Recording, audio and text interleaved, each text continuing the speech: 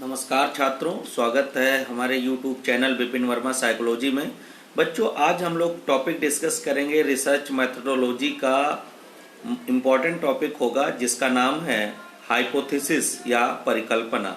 जब हम कोई अनुसंधान प्रारंभ करते हैं या कोई अनुसंधान करता कोई रिसर्च शुरू करता है तो सबसे पहले रिसर्च प्रॉब्लम को वो ढूंढता है।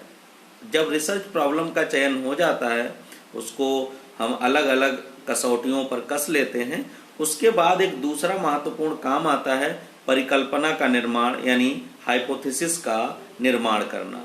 अगर हम बात करें परिकल्पना के निर्माण की तो बेसिकली कई सारी परिकल्पनाएं बनाते हैं।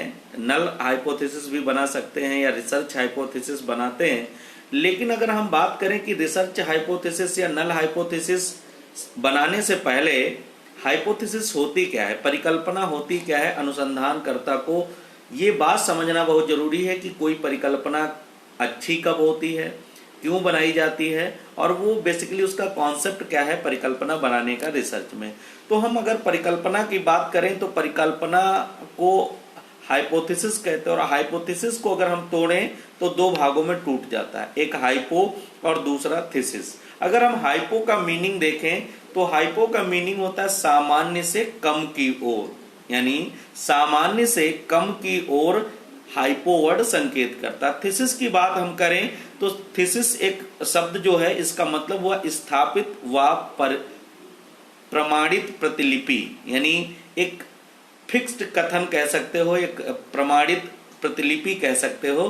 तो हाइपोथेसिस का अर्थ सामान्य रूप से हम देखें तो सामान्य से कम स्थापित या प्रमाणित प्रस्ताव या कथन या प्रतिलिपि से होता है। सामान्य शब्दों में अगर हम कहें तो यहाँ बात आती है कि परिकल्पना एक सुझाया गया तत्कालिक कथन। तत्कालिक क्या, जब हम उस समस्या का वेरिफिकेशन करें कह दो या रिसर्च को हम देखें कि वो प्रॉब्लम जो है वो उसके जो वेरिएबल हैं उनका जो रिलेशन है उस हाइपोथेसिस के साथ सिलेक्शन हो रहा है, उस समस्या का सिलेक्शन हो रहा है, उस हाइपोथेसिस का सेलेक्ट हो रही है या रिजेक्ट हो रही है। यानी हम हाइपोथेसिस अगर कहें तो एक तत्कालिक कथन है जो या प्रस्ताव है जो यह पुष्टि करता है कि कोई सिद्धांत के रूप में कोई जो प्रॉब्लम है वो परिवर्तित होगी या नहीं होगी। यानी समस्या को हम कह सकते हो कि फिक्स करने के लिए, समस्या का हम सही समाधान निकालने के लिए परिकल्पना का हम निर्माण करते हैं। अब अगर हम सिंपलीफाई करें तो यहाँ हम शोध परिकल्पना के बारे में कह सकते हैं कि किसी शोध समस्या का एक प्रस्तावित या जांचनीय उत्तर ही परिकल्पना कहलाता है। यानी जब समस्या की जांच करनी हो, समस्या के बारे में पता करना हो या समस्या के चरों का संबंध पता करना हो तो जो एक कथन बनाया जाता है, एक जांच की जाती है जिस कथन के द्वारा, उसको हम परिकल्पना कहते हैं। अगर हम परिकल्पना की परिभाषा की बात करें तो अलग अलग एजुकेशनिस्ट अलग अलग तरीके से परिभाषित करते हैं। सबसे पहले हम बात करें 1986 में कर्लिंगर ने एक परिभाषा दी और इन्होंने क्या बताया है परिकल्पना के विषय में। कर्लिंगर कहते हैं परिकल्पना दो या दो से अधिक चरों के बीच संबंध का अनुमानात्मक कथन है। मतलब दो या दो से अधिक चरों के बीच जो हम अनुमान लगाते हैं और अनुमान लगाने के बाद जो कथन है वही परिकल्पना कहलाता है, ये कर्लिंगर कहते हैं।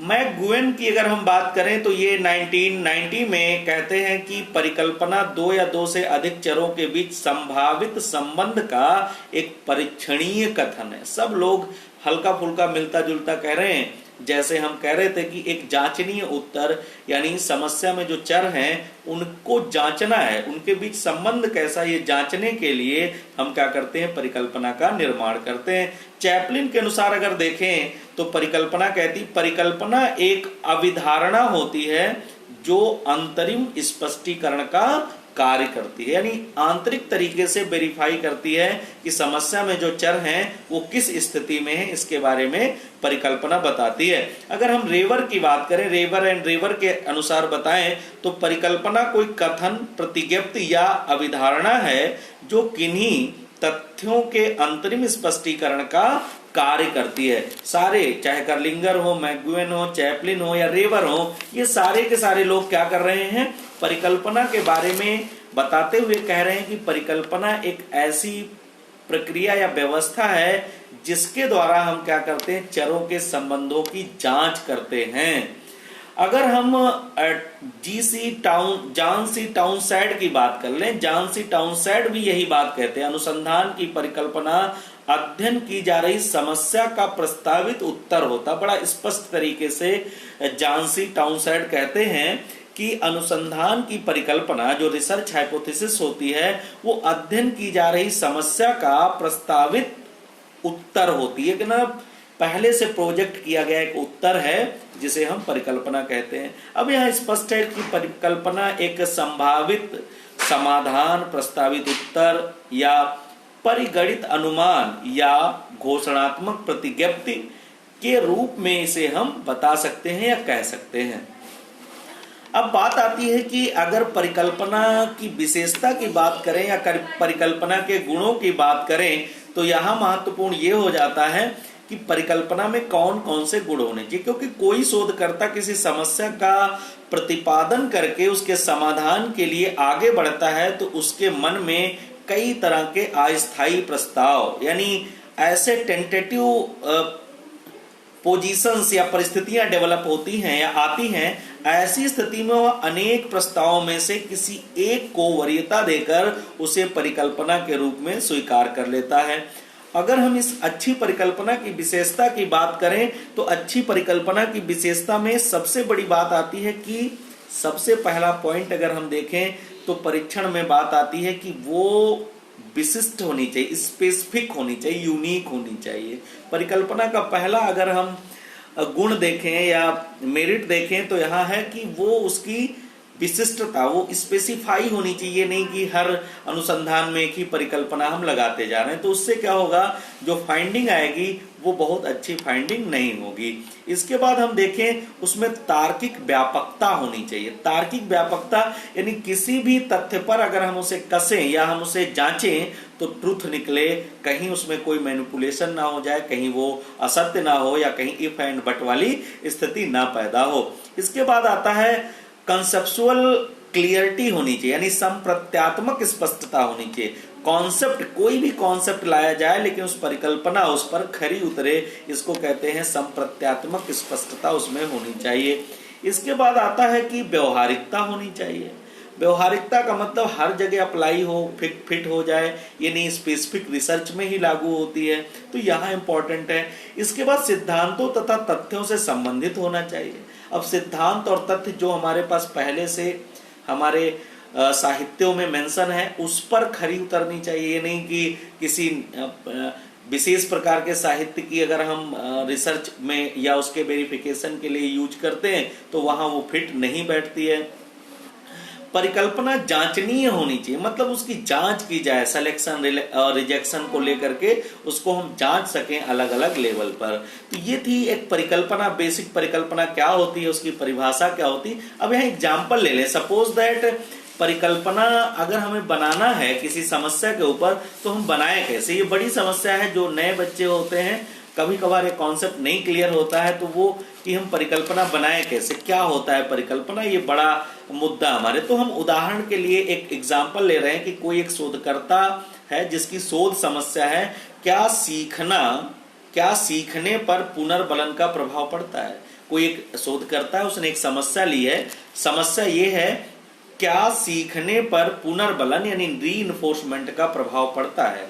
इस समस्या के ऊपर एक नॉर्मल सा परिकल्पना बनानी हो तो तुम क्या बनाओगे, आप सोच सकते हो। हम अगर आपको एग्जाम्पल के तौर पर बताएं तो यहाँ बात आती है, इस शोध समस्या पर अगर एक प्रस्तावित जांचनी उत्तर यानी परिकल्पना तैयार करना हो तो हम बनाएंगे परिकल्पना, पुरस्कार से सीखने की क्रिया तेजी से होगी तथा दंड देने से सीखने की क्रिया मंद पड़ जाएगी। ये परिकल्पना होगी इस शोध समस्या पर। शोध समस्या थी क्या सीखने पर पुनर्बलन का प्रभाव पड़ता है, तो हमने जो परिकल्पना बनाई, पुरस्कार देने से सीखने की क्रिया तेजी से होगी और दंड देने से सीखने की क्रिया मंद पड़ जाएगी। अब यहाँ जांचनी उत्तर या परिकल्पना तो कहलाएगा, लेकिन हम इसको निष्कर्ष अगर हम शोध के निष्कर्ष से परिकल्पना की पुष्टि करेंगे तो परिकल्पना सही मान ली जाएगी, अगर पुष्टि नहीं होगी तो हम नई परिकल्पना का निर्माण कर लेंगे। तो ऐसा साधारण सा तरीका है